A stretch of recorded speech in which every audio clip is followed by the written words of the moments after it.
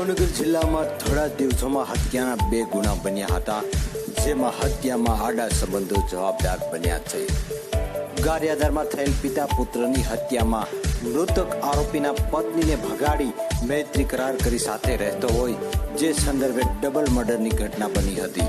જ્યારે ઘોઘા તાલુકાના કણકોટ ગામે યુવકની હત્યા પાછળ મૃતક યુવકને આરોપીની બહેન સાથે આડા સંબંધો છે તેવો વહેમ રાખી અને હત્યા કરી નાખવામાં આવી હતી. જો કે આ હત્યાના આરોપીઓ હાલ પોલીસ સકંજામાં આવી ચૂક્યા છે. કહેવત છે ને કે વહેમનું કોઈ ઓસડ નથી. આવી જ કઈક ઘટના ઘોઘા તાલુકાના કણકોટ ગામે બની છે. ગત તારીખ 23ના રોજ ભાવનગરના ઘોઘા તાલુકાના કણકોટ ગામે સબીર નામના યુવકને તેના જ મિત્રો રજુરામ અને વિશાલે ફોન કરી સાપરા વિસ્તારમાં બોલાવ્યો હતો, જેને લઈને સબીર ત્યાં ગયો હતો. ત્યાંથી આ બંને મિત્રો સબીરને ભીકડા ગામના ડુંગરોમાં લઈ જઈ તેના પર લાકડીઓ વડે હુમલો કરી હાથે પગે ઢોર મારી ગંભીર ઇજાઓ પહોંચાડી અને તેને ત્યાં જ મૂકી નાસી ગયા હતા.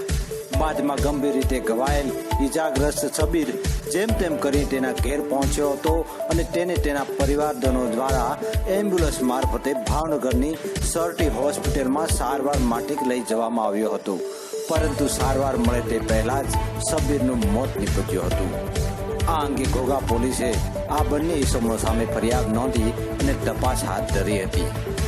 તપાસ દરમિયાન ભાવનગર પોલીસને મળેલ બાતમીના આધારે આ બંને ઇસમોને ઝડપી લેવામાં આવ્યા હતા અને તેમની સઘન પૂછપરછ કરતા જાણવા મળેલ કે મૃતક યુવક સબીરને આરોપીની બહેન સાથે આડા સંબંધો છે તેવો વહેમ અને શંકા કુશંકા રાખી સબીરની હત્યા કરી નાખવામાં આવી છે.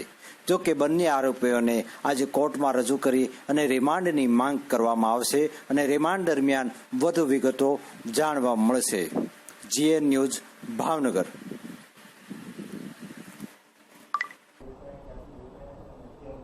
કણકોટ ગામની જે હત્યાનો જે બનાવ છે એમાં